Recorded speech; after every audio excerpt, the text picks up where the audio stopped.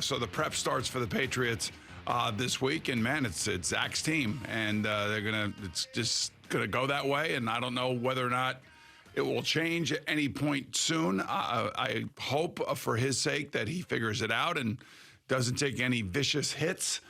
He has a tendency to expose himself to injury. So hopefully that is not going to be the case, and that he somehow just settle down and not make the key mistake and not force the issue and let their defense and running game. Look, when you hear a guy like Breece Hall complain about not getting the ball and putting 4 football emojis out after last week's game, you know what's going to happen the next week. They're going to hand him the ball 30 times. Squeaky wheel spot. Right, exactly. It is a squeaky wheel spot. So they'll run the ball, and they'll make it a real effort to run the ball, I believe, this week against the Patriots. The problem is that, the Patriots are a big team, big defensive line, usually a solid run defense. And really what it's going to come down to, they'll move the ball. It will come down to how they respond in the red zone. And that's where the Patriots are just amazing in the red zone. They usually and normally hold other teams to field goal attempts or get turnovers. And that will be one of the key things for, I think, Nathaniel Hackett to come up with a solid red zone plan when they do get down there and come away with a touchdown and not have to settle for a field goal. Yeah, and remember the Patriot game that was so bad last year and then there was a one where Zach was asked after the game, do you feel like they'll let the defense down? And he said no, and everything just unraveled from there. At halftime of that game, a lot of people were screaming for him to get benched. It was like, it's enough now. You got to do something else. You got to put somebody else in there. This team is competing defensively against the Patriots. All you need to do is get someone who can move the ball up and down the field. So I ask you, if the same first half happens against the Patriots like it did a year ago, is there a chance that they bench him and put in Tim Boyle? I don't see it. I really don't. I mean, even if it's as bad as we've seen? I know that he's the guy that's there. Tim Boyle's the guy that is there right now. So he's the most popular guy on the roster and in the minds of the team, but the fans. But that's not, I don't even think that's an option. The only way Tim Boyle sees the field if he gets hurt. I mean, look, he is a second overall draft pick. It's his third year, second different offensive coordinator. He was not supposed to play this year. It was supposed to be Aaron Rodgers was leading this team to the playoffs. So this is his opportunity now, and they're going to give him every opportunity to be successful. Now, whether or not he's going to be, that's up to him, man. That is up to him. They have a good team. And there are going to be guys that are going to be wide open, and he's got to hit him in stride like he hit Garrett Wilson. There are times where he can do things, but it's his team. Right now, it's his team. If I personally think they're going to give him the next couple games, and then maybe they'll pull the plug or they'll pull the trigger on bringing somebody else in here. I still think they do need somebody else in here. You got to have a third quarterback, at least on your practice squad. So I worry about his injury propensity, and I also worry about his anxiety in the game when the game is going. Yeah, I just think if we're going to call this a must-win game and how important it is for the franchise, I mean, if he is struggling at the level that he did last year against the Patriots, I mean, I'm talking about that bad, where everybody's saying bench him, bench him, bench him, and nobody is really arguing with that. And why not try something different? Tim Boyle's played in NFL games. It's not like he hasn't played in NFL games. He did play in a couple of games with the Detroit Lions. He's been there. So it's not as if you're throwing in a guy like the Cincinnati Bengals may have to start, who's never completed a pass in an NFL game because Joe Burrow re-injured his calf. So if we're going to call it a must-win game and he is that bad and the Jets are doing everything else but converting first downs through the air, it's just something you have to consider. I guess because the thing that I can't take anymore is the development of this guy over everything else. Because right now, the only thing that matters is winning, and it doesn't matter who it is that's doing it. Well, it's the development of this guy right now because of circumstances that were out of their control with Aaron Rodgers getting hurt. They didn't want to be in this situation. What was in their control, though, was not having him be the backup. Yeah, I understand that. We can go back to that discussion, too, but I'm not going to – we've already beaten that one to death. But they just believe in him. And no, they don't. Not anymore. Well, I think Joe Douglas does. I really do. And I know it sounds crazy. And it's not my opinion. It's what I'm sensing from the Jets. Yeah. And there are things that he does, like that throw to Garrett Wilson. He fit it right in there, hit him right in stride, just like a couple throws that he had made in the previous game against Buffalo. He hit Alan Lazard right between the 1 and the 0, and the ball went through him. So there is an arm strength there that you don't see everywhere. There are, when he is accurate and he sets his feet, the ball comes out. I mean, they see that every day in practice. Why? Because there's no anxiety, there's no real pass rush, and they see some special things that he can do with his arm.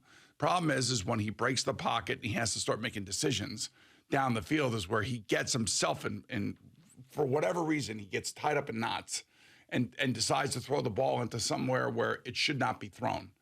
And that's a young kid that has to learn. Like even Josh Allen goes through that and has gone through that.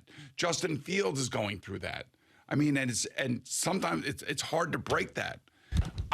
They're waiting for that to be broken. There's no question, but they're waiting for him to have the game that he was having against New England the first game last year until the second half where he had those bad interceptions. That first half was a good first half. Yeah, he's never looked comfortable because you have two versions of Zach Wilson. You got the crazy one who wants to run around and be Aaron Rodgers from 10 years ago. A combination of Aaron Rodgers and Brett Favre where he's slinging the ball down the field and doing all this crazy stuff that he shouldn't be doing in the NFL. Or you have the very, very conservative, and I don't want to make a mistake, Zach Wilson, that ends up throwing the ball into the ground because he's in his head and he doesn't want to make a mistake. So they've never really been able to get those two things together, which is stop doing all the crazy stuff because you're not Brett Favre or Aaron Rodgers, and relax a little bit and still be yourself without going overboard. I've never seen him comfortable. He's either thinking too much or he's not thinking enough. Yeah, it's a weird thing. I understand that. I played the position, so I know exactly what you're talking about. You want a balance in there somewhere. There are guys that, I always say, like, the greatest quarterbacks in the history of the NFL. If you want to put Patrick Mahomes on the list on the top 5, you have to, I would think. Tom Brady, Peyton Manning, Dan Marino, Johnny Unitas, you want to put them on the list. What do they all have in common? They all stayed in the pocket. They all stayed in the pocket. They all had quick releases. They all had good accuracy. And they all knew how to read defenses and process what was happening. And some, have that ability to do it quickly. And others, it takes a while before the light goes on. I think like a Jordan Love, for instance. He sat for 3 years. He was a first-round draft pick. He sat for 3 years. And he's had 2 solid games as the quarterback of the Green Bay Packers. They haven't been, he hasn't turned the ball over. He's got 6 touchdown passes. He's probably competing about, 57% of his passes. He's throwing the ball down the field, and he looks really competent and relaxed. But he sat for 3 years. People just don't have any patience whatsoever.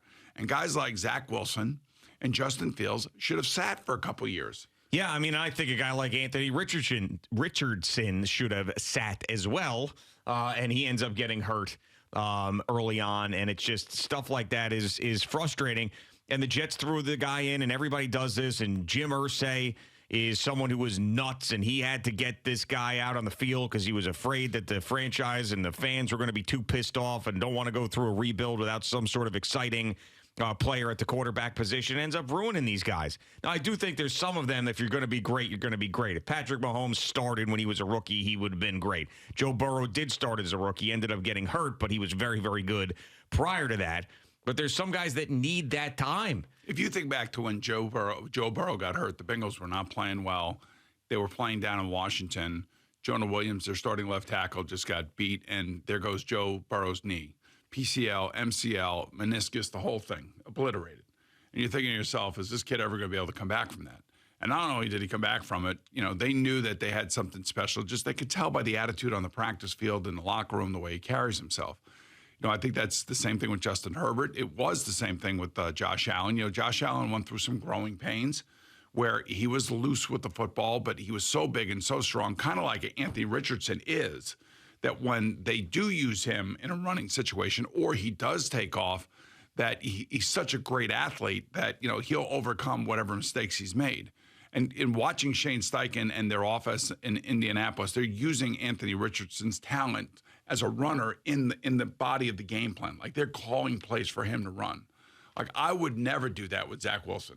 He's going to get cut in half. Because he's not Jalen Hurts. No. He's about the same size, and he's a good athlete. He's not a bad athlete, but he's, for whatever reason, he's not who Jalen Hurts is. All right, so after this game, and this is why this is another must-win situation for them. After this game, of course, they've got the Kansas City Chiefs on Sunday Night Football. And then they go out to Denver, the much ballyhooed game with Sean Payton and Nathaniel Hackett. And the Jets said can't wait for that game prior to Aaron Rodgers getting hurt. And now they're rolling in there potentially with Zach Wilson if they don't make some sort of change during that week. And then they have the Eagles. So after the Patriots, 2 out of the next 3 teams that they play were in the Super Bowl last year. And then you got the bye week. Will Zach Wilson be the quarterback of the New York Jets out of the bye week? The hope is from the Jets. I know what the hope is from the Jets. I'm asking you. Yes. I'm asking. We prognosticate all the time. I'm asking you. I am going to say no. He is not the quarterback coming out of the bye week to face the Giants in Week 8. Do you believe he will play well enough, or the Jets will be stubborn enough to still have him be starting that Week 8 when they play the Giants?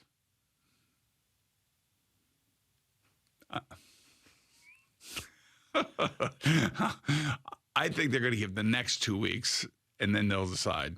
I think they're going to give him 2 more weeks. That's what I think. Why is it so hard for you to answer this question? Because I want the kid to do well. I really do. Okay, but I've said this a million times over. That I don't, but I do. And no, but wait, I do too. Part of me feels really bad because he has just completely been destroyed from a fan's perspective.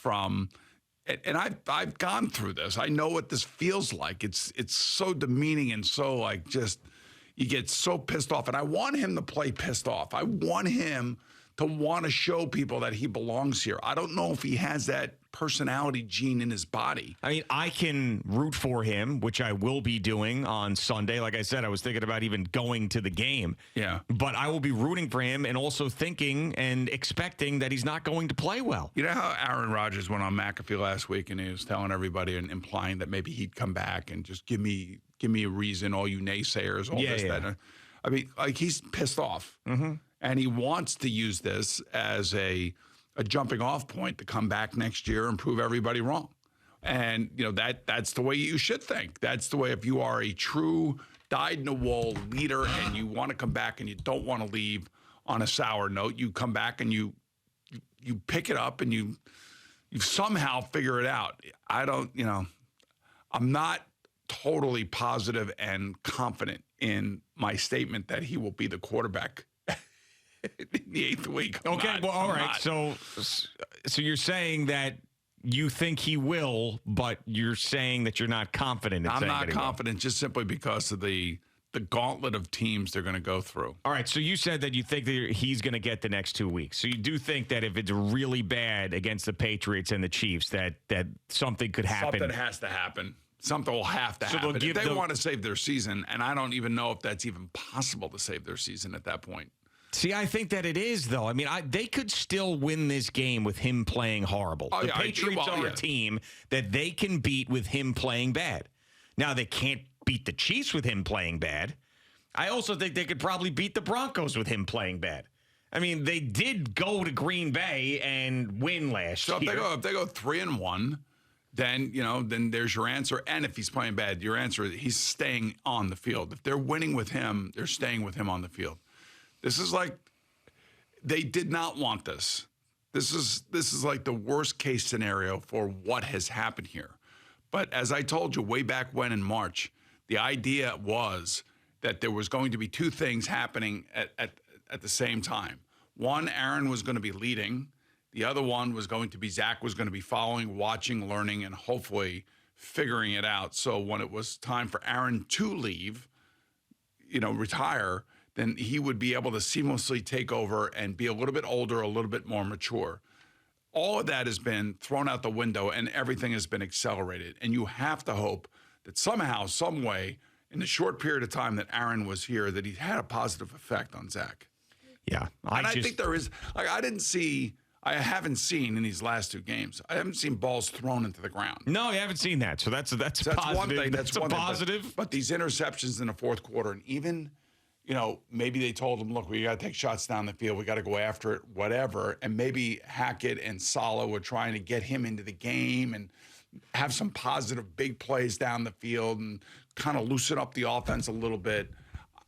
I mean, if I were on the sideline, and I'll never forget this. Remember Glenn Foley? Glenn Foley was on the sideline with me, and I had gotten taken out of the game late. We were not winning. They wanted to get Glenn some snaps. And there's probably about 7-8 minutes left in the game, if I can remember. And I remember saying to Glenn, he was a young kid, obviously all rambunctious and wanted to get out there and go make some plays. I said, Glenn, protect yourself. Don't leave yourself out for these guys to come and take you out. And he told me he had it. And then he went out there and obliterated his shoulder. Why? Because he was holding onto the ball and he was trying to make a play down the field. Thanks so much for watching the video. Please like and subscribe. And don't forget to hit the bell so you're notified when we're dropping new content.